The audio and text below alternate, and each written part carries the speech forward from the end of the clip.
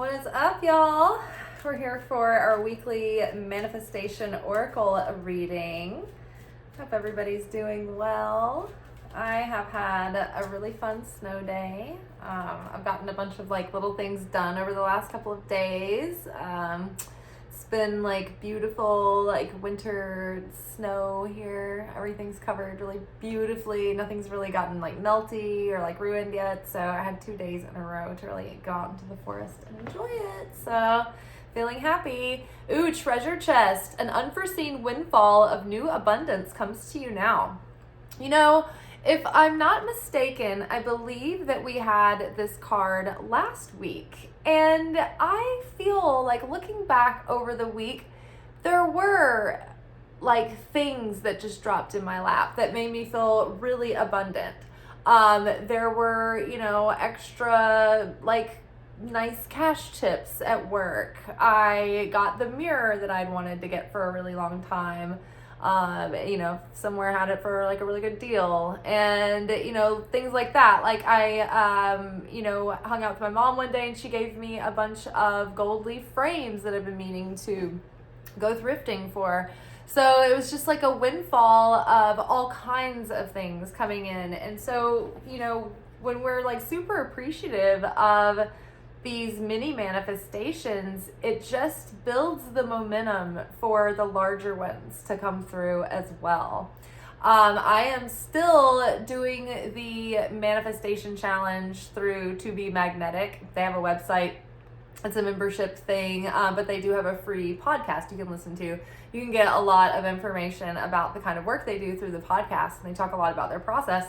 But I am, they've arranged their workshops in a certain order and fashion that they do every year to end the 1 year and begin the next year by, writing your big list of manifestations for the year. You get really honed in on your authentic code and what do you want because it's what you want and what is not really in alignment and what might be blocking you. And so you're going deep into the process work. And so I haven't been doing it as much as I should, but every time I spend time in the workshops doing the work, it's a windfall of things come through. Opportunities, gifts, resources, just all kinds of different ways to feel abundant, right? Not to mention 2 magical, beautiful, wonderful, unexpected days off where it was it was out of my control, it was out of my hands. The restaurant was closed. I didn't have anything to worry about. They sort of partially opened today for a couple of hours. I've missed out on nothing. It's been wonderful. So really appreciate the things that are coming in right now. Keep declaring that appreciation out loud. Keep declaring your gratitude to the Creator. Keep declaring the Creator's goodness, and it will surround you in surrounding light, which is not only protective, but it's magnetic. I mean, it's affinity of the light. It is the light, right? So it's drawing, things that are in vibration of, the favor and, divine path and order and timing, So unforeseen windfall of new abundance comes your way. Be on the lookout. Don't get in your own way. Be ready to receive it. It's funny. I think I've mentioned to you guys that one of the things that I've been attempting to manifest over the holiday season and just continuing on, I keep saying that I want to manifest a random $1,000 cash tip. And I kept sticking to the cash tip part because I was like, ooh, well, maybe I'll get a $1,000 credit card tip. And I'll be like, well, that doesn't count because it has to be a $1,000 cash tip, And so I was wondering, how rigid do you get with opening yourself up to receive from the universe? And how, specific do you get and how, fastly do you stick to your guns?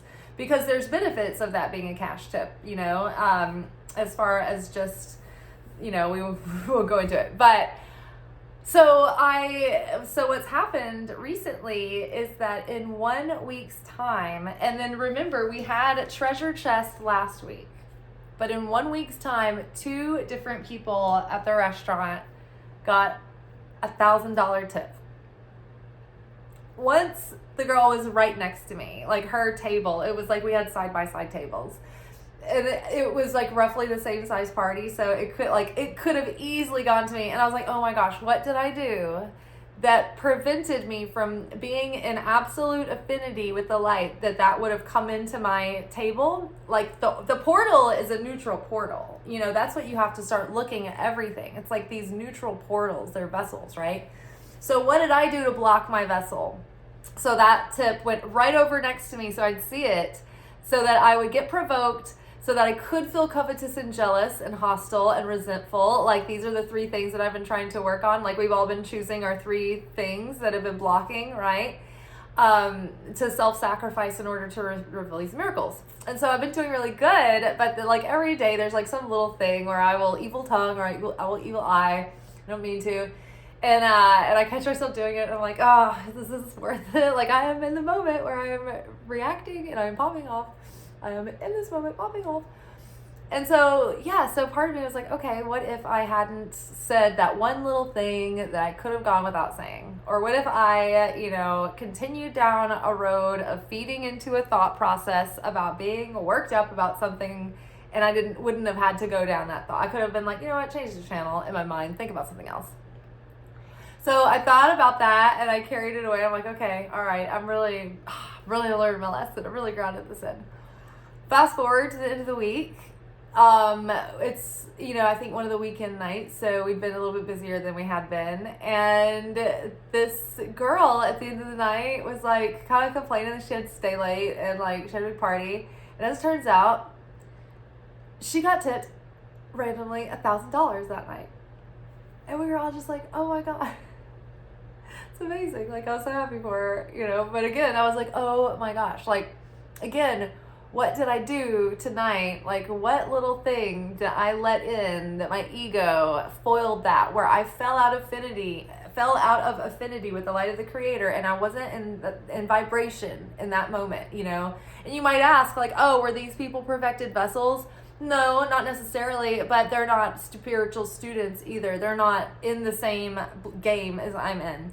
They're also maybe have less feelings, like they might have less conflict around deservingness or worthiness, right? Maybe they are, it was easier for them to receive in that moment because they didn't have any block to it.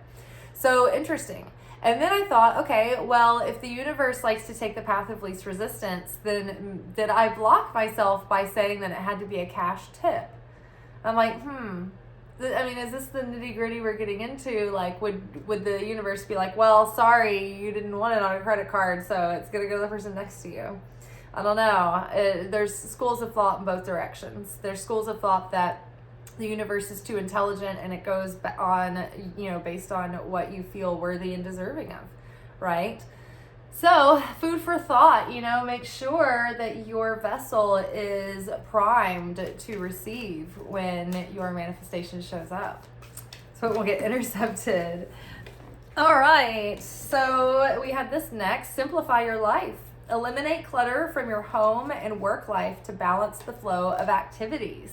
Amazing. So this is another thing that I've been sort of focused on this week too, is sort of like, I like this larger mirror. There's like, it's more simple. It opens up the space more. And, just doing cleaning projects and decluttering and changing the space around, making it look more intentional. And, that does free up and move a lot of energy through your space. It changes like I don't know Feng Shui. I'm not like educated in it, but what they're talking about, the thesis around that of keeping the energy fluid and moving through your home, like, deep cleans and declutters and going through and, saging your house and burning incense and things, that does help, and it does, prime the energy of the space, and it keeps things moving. Most of the time when I do a decluttering and I give away items that I don't use or need, then opportunities and windfalls and things come through. So, declutter. Especially, okay, so on our daily card, pick a card video, the full video is always on TikTok. The shortened, abbreviated video is on Instagram, Facebook, and YouTube, and it's only abbreviated because that's the length that they'll allow you to do a short. So our first card of the week was 7 of Swords, And something was telling me that a part of that message was asking us to look at any ways that we're wasting our time and resources, any ways that we are robbing ourselves, right? Are we being overly perfectionistic? Are we procrastinating? Are we spinning our wheels in busy work that's not really pushing the needle forward? Or are we spending our time and energy on things that aren't really in alignment with like our ultimate goals? Like, there's about 5 or 6 things that you can put on your plate at any given moment. These are the categories of your life. So is there areas where you can trim the fat of things, activities, things that soak up your time or your money or your energy that you just like don't really need to do anymore, that you'd rather reallocate to something that fills you up, that is like nurturing and exciting, right? Gets you in a high vibrational state. So yes, simplify your schedule and simplify your work smarter, not harder, so that the time that you spend, on your goals and your dreams is more effective. Positive energy, surround yourself with positive people and situations and avoid negativity. So, I keep hearing this message recently, and it's not anything new, it just keeps randomly coming up, that you are the sum of the 5 people that you spend the most time with. And it was, that's been said before, like, okay, your general consciousness is going to be an average of the people that you spend the most time with, the 5 people. But then I heard something recently too, that the studies have also shown that your finances are going to be the average of the 5 people you spend most of your time with, which I thought, was very interesting. It, kind of makes sense. But, be conscious of, what are you ingesting?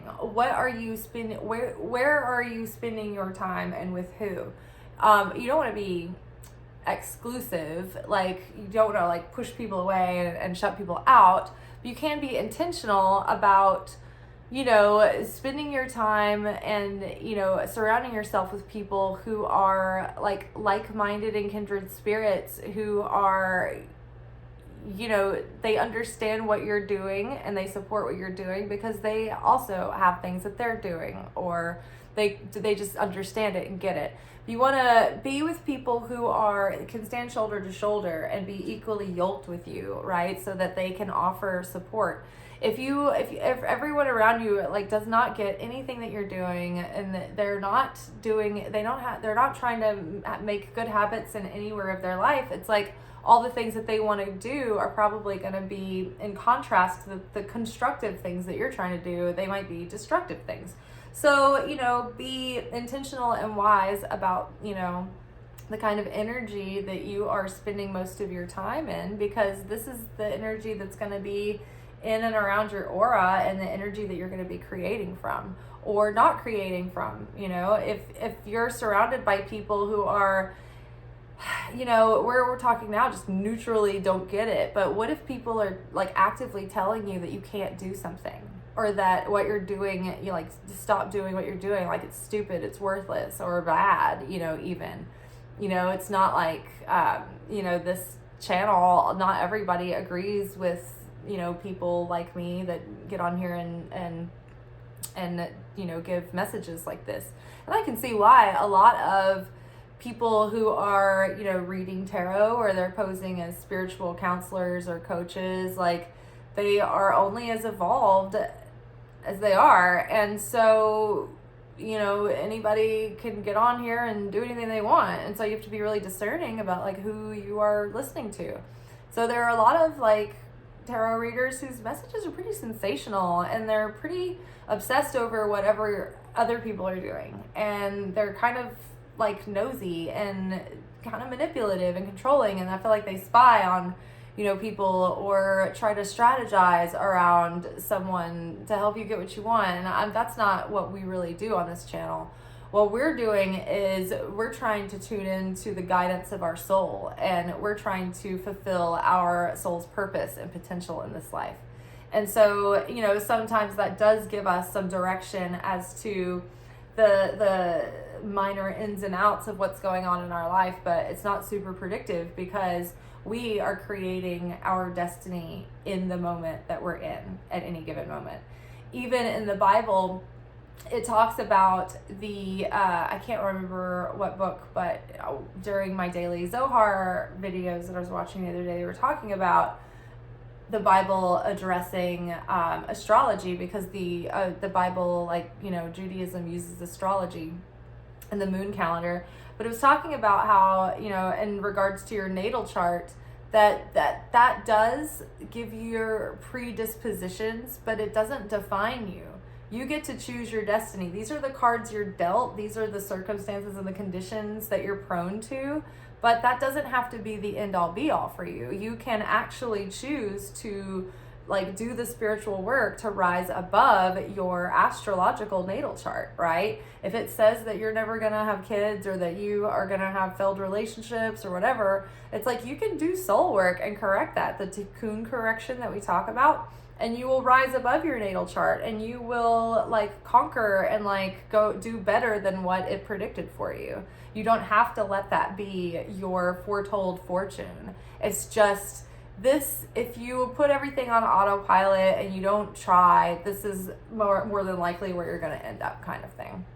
And the point of looking at one in the first place is so that you can see and pinpoint, okay, these are my strengths and these are my weaknesses, and these are potential seasons and challenges that I may have at these points in my life, and it would be helpful to look for these particular kinds of lessons during that time, right?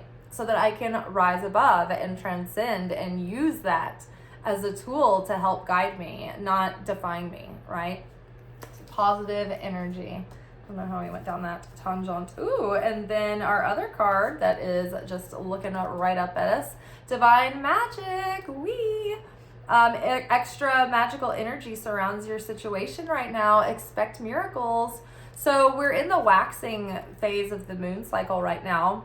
The light is growing, and so that is a very positive time during the lunar cycle. The light is growing and it's becoming more and more luminous. And then once the moon is full, it's like the full culmination, the full wholeness of the light, the full expression of the light.